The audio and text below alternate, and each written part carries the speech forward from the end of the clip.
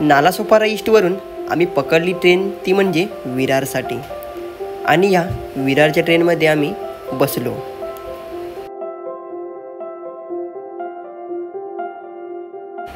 ट्रेनमध्ये फारशी गर्दी नसल्या कारणामुळे जरा भारीच वाटत होतं. प्रवास करता करता आम्ही विरारला सुद्धा पोचलो. विरारला पोचल्यानंतर प्लॅटफॉर्म 2 क्रमांकावरून आम्ही बाहेर पडलो आणि बाहेर गेल्यानंतर आपल्याला सरळ जायचं होतं. तर चला जाऊया, व्हिडिओमध्ये बनून राहा. 2 नंबर प्लॅटफॉर्मवर आल्यानंतर आपण या साईडला बाहेर पडतो, म्हणजे वेस्टला. आणि वेस्टला आल्यानंतर पहिलाच बघू शकता इथे वेस्टला आल्यानंतर हा पहिलाच राईट मारायचा आहे आपल्याला. आणि हा पहिला राईट मारल्यानंतर आपण पोचतो ते म्हणजे सरळ त्या मंदिराजवळ. तर चला जाऊया.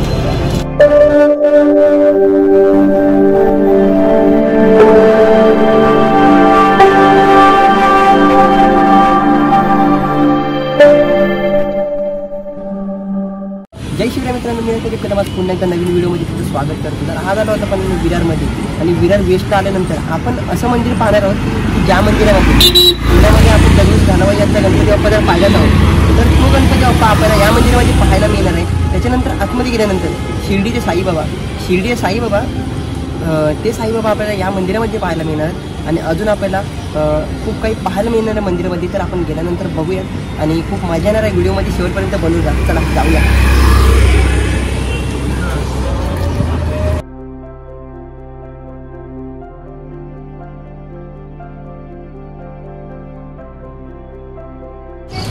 इथं आल्यानंतर आपल्याला चप्पल काढायला जागा आहे आणि इथे आपण चप्पल काढून झाल्यानंतर आपण जाऊया आतमध्ये मंदिरामध्ये आणि पाहणार आहोत आपण मंदिरामध्ये आपल्याला काय काय पाहायला मिळते. चला.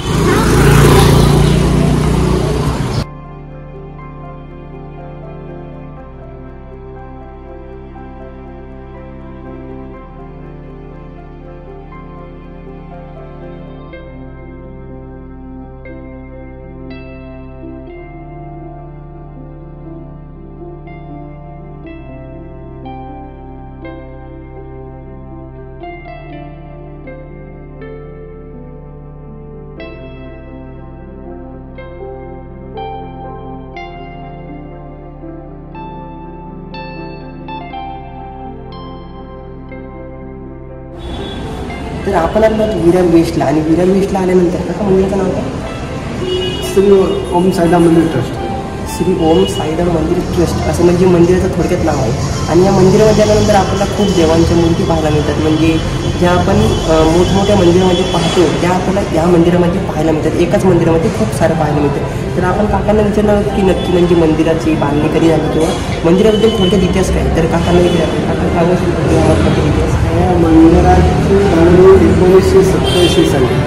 मंदिराचा पहिला वर्धापन दिवस होता 1987 साली. 12 फेब्रुवारी 1987 साली मंदिराचा प्रथम वर्धापन दिन झाला. 12 फेब्रुवारी 1987 साली मंदिराचा प्रथम वर्धापन दिन साजरा करण्यात आला इथं. आणि त्याच्यानंतर इथं आपल्याला हे मंदिर साईबाबा मंदिरच्या नावाने प्रसिद्ध आहे. बघायला गेलं तर साईबाबा मंदिरच्या नावाने हे मंदिर प्रसिद्ध आहे. आणि मंदिराला इच्छापूर्ती साईबाबा मंदिराचं नाव दिलं. म्हणजे प्रत्येकाची इच्छा पूर्ण करून. ओके, म्हणजे आपण बघायला गेलं तर शिर्डीचे साईबाबा म्हणतो आपण, जे तिकडे आपल्याला शिर्डीला पाहायला मिळतात, तर ते आपल्याला इथे सुद्धा पाहायला मिळतात या मंदिरामध्ये आल्यानंतर. आणि असं म्हणतात की इच्छापूर्ती साईबाबा इच्छापूर्ती मंदिर सुद्धा म्हणतात इथे. कारण का इथे आपण जे बोलतो ते आपल्याला म्हणजे इच्छा पूर्ण सुद्धा होतात. हां. त्याच्यानंतर आपल्याला आणि कसं आहे, आता या ज्या मागच्या ज्या मूर्ती आहेत ते तर म्हणजे ज्यांची परिस्थिती नाही आहे समजा पुण्याला जायला, या आता 21 तारखेला रामलक्ष्मण सीताचे 65 लग्न झाली. ते उत्तराखंडाचे नीम कोरली बाबा त्यांचे कैचे जाम म्हणून गाव आहे. म्हणजे उत्तराखंडचे नीम कोरली बाबा सुद्धा आपल्याला या मंदिरामध्ये पाहायला मिळतात. म्हणजे आपण थोडक्यात बघायला गेलो तर काही लोकांची परिस्थिती नसते लांब लांब जाऊन त्या मंदिरांमध्ये दर्शन घ्यावं, बाप्पाचं दर्शन घ्यावं किंवा त्या बाबांचं दर्शन घ्यावं. अशा खूप साऱ्या प्रतिमा आहेत. त्यांचं दर्शन आपण खूप लांब जाऊन घेऊ शकत नाही. तर आपण विरारमध्ये येऊन, मुंबईमध्ये येऊन त्या सर्व देवांचं दर्शन आपण या मंदिरात घेऊ शकतो. तर या मंदिरामध्ये घेऊ शकतो.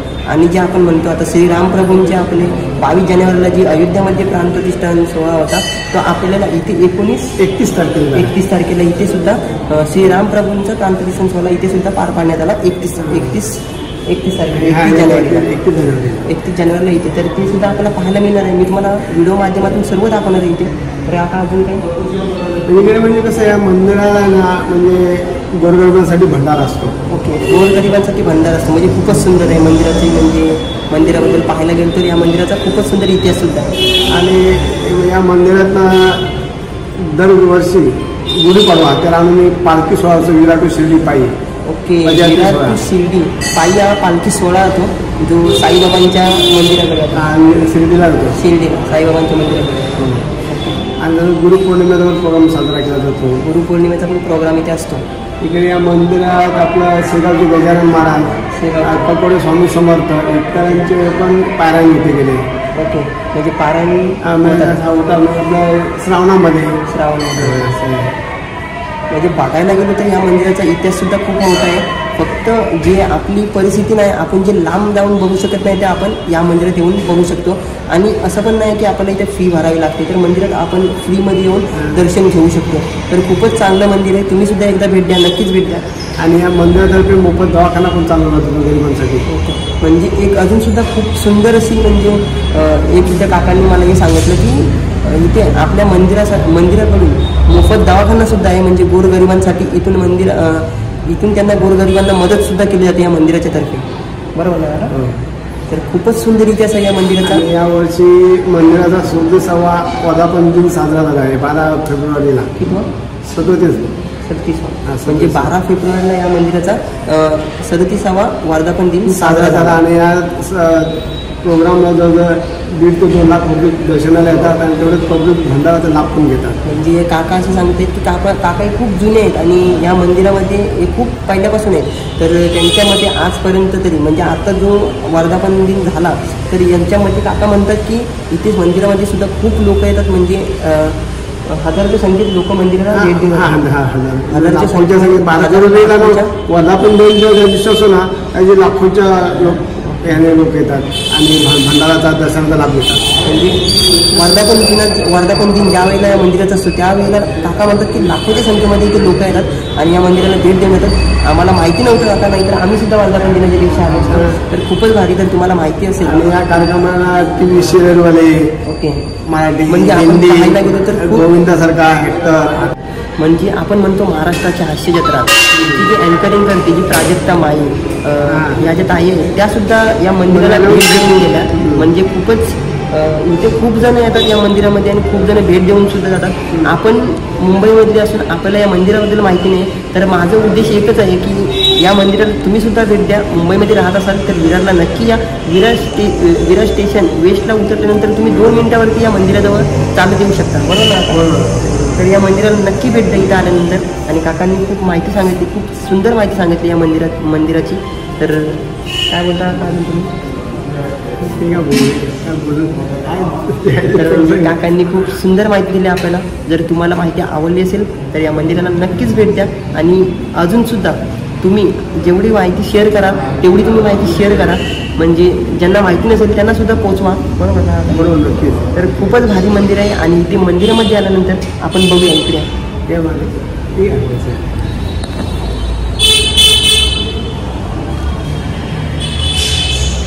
मंदिरामध्ये आल्यानंतर आपण बघतो की म्हणजे श्रीराम प्रभू जे आता म्हणजे 22 फेब्रुवारीला अयोध्येमध्ये जो प्राणप्रतिष्ठान सोहळा जो रामप्रभूंचा झाला ते इथे आपल्याला 31 तारखेला तो प्राणप्रतिष्ठान सोहळा इथे पार पाडण्यात आला.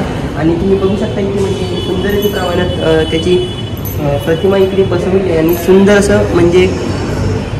असं एक आपल्याला इथं पाहायला मिळतंय.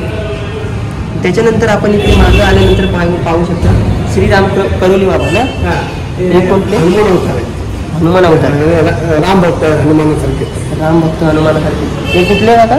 हे नैनिताळ उत्तराखंड. म्हणजे नैनिताळ उत्तराखंड आपण बघायला गेलो तर प्रत्येकजण उत्तराखंडला जाऊ शकत नाही, तर आपण इथे येऊन त्यांचं दर्शन घेऊ शकतो. त्याच्यानंतर बघायला गेलो तर इकडे आपल्याला इथं आल्यानंतर आपल्याला पुण्यामध्ये दगडूशेठ हलवाई श्रीमंत दगडूशेठ हलवाई म्हणतो आपण. त्यांचा जो गणपती बाप्पा आहे तो आपल्याला पुण्यामध्ये पाहायला मिळतो. तर आपण तो बाप्पा या मंदिरामध्ये सुद्धा पाहतो. म्हणजे त्या बाप्पाची हुबेहूब प्रतिमा आपल्याला या मंदिरामध्ये सुद्धा पाहायला मिळते. तर तुम्हाला पुण्यामध्ये जायला जमलं नाही तर तुम्ही इथे या मंदिरामध्ये नक्की या आणि बाप्पाचं दर्शन नक्की घ्या. तर पुढे गेल्यानंतर आपल्याला वैष्णोदेवी आपण मागच्या ब्लॉगमध्ये बघितलं असेल, मागच्या व्हिडिओमध्ये बघितलं असेल, आपण मालाडला गेलो होतो वैष्णोदेवीला. तर मालाडला सुद्धा आपलं वैष्णोदेवीचं असं म्हणजे प्रतिमा आहे तिथे. आणि वैष्णोदेवी काका कुठले खरं बघायला येतो वैष्णोदेवी मोठं मंदिर वैष्णोदेवीचं उत्तराखंड साईड ते आपल्याला काश्मीर ते गावात बोलतात ना वैष्णोदेवीचं मोठं मंदिर बघायला तर आपल्याला खूप लांब आहे. तर आपण तिथं जाऊन तिथे दर्शन घेऊ शकत नाही, पण इथे येऊन नक्कीच दर्शन घेऊ शकतो. त्याच्यानंतर आपल्याला शंकरची पिंड आहे. हे शंकरची पिंड आहे आपल्या इथे. हनुमानचं आहे. हनुमानांची प्रतिमा बघतो, गणपती आहे, गणपती बाप्पा बघतो, राधाकृष्ण आहे, राधाकृष्णांची मूर्ती बघू शकतो आपण. खोडियार माता आहे, खोडियार माता या सुद्धा यांची सुद्धा आपण प्रतिमा इथे बघू शकतो. आणि तिकडे पाठीमागे गेल्यानंतर आपण साईबाबा जे आपण प्रथमच पाहिलं. तर खूप मंदिरामध्ये आल्यानंतर आपल्याला खूप देवांच्या प्रतिमा पाहायला मिळतात आणि खूपच सुंदर आहे मंदिर. तुम्ही सुद्धा नक्की भेट द्या.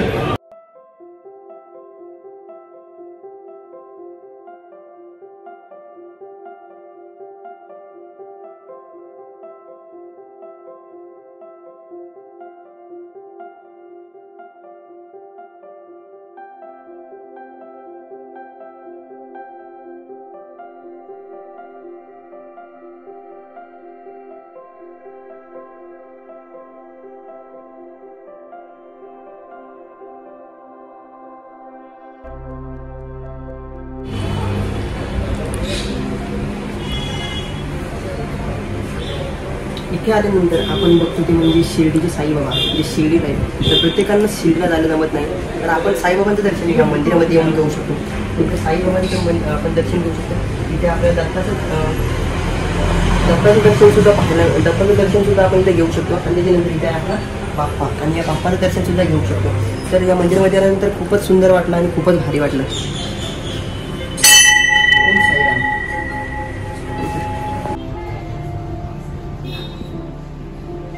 पाहायला गेलो तर या मंदिराची संपूर्ण रचना पाहायला गेलो तर लाकडापासून तयार केले. आणि मंदिराच्या म्हणजे हा खांब आहे, हा खांब सुद्धा लाकडाचा. आणि या खांबावरती तुम्ही कोरीव काम बघू शकता सुंदर पद्धतीमध्ये. आणि तुम्ही दरवाजावरती तर अति सुंदर इथे बघू शकता. इथे तुम्हाला चंद्राचं हे दिसेल. त्याच्यानंतर इथे शंख दिसतो, त्याच्यानंतर खूप कमळ दिसतो. आणि इकडे पाहिल्यानंतर आपला सूर्य दिसतो, त्याच्यानंतर खाली गाडी दिसतो. हे काय मला माहीत नाही, तुम्ही कमेंट बॉक्समध्ये मला नक्कीच कळवा. तर खूप सुंदर पद्धतीने आपल्याला मंदिरामध्ये आल्यानंतर कोरीव कामसुद्धा पाहायला मिळतं आणि खूप चांगल्या पद्धतीने आपलं दर्शनसुद्धा होतं. तर असं फिलिंग येते की आपण नक्कीच जे मोठे म्हणजे ते देव आहे साईबाबा, गणपती बाप्पा, दगडूशेठ हलवाई यांचा, परत रामसीता, असं वाटतं की त्यांच्या दर्शनाला आपण तिथे जाऊन आलो. तर चला, आजचा व्हिडिओ तुम्हाला कसं वाटलं आम्हाला कमेंट बॉक्समध्ये नक्कीच कळवा. आणि जर व्हिडिओ आवडले असेल तर व्हिडिओला लाईक करा, शेअर करा आणि सबस्क्राईब करायला विसरू नका. आपण व्हिडिओ पुढच्या पुन्हा एकदा धमाकेदार ब्लॉगमध्ये. चला आता बाय बाय. जय भवानी, जय श्री.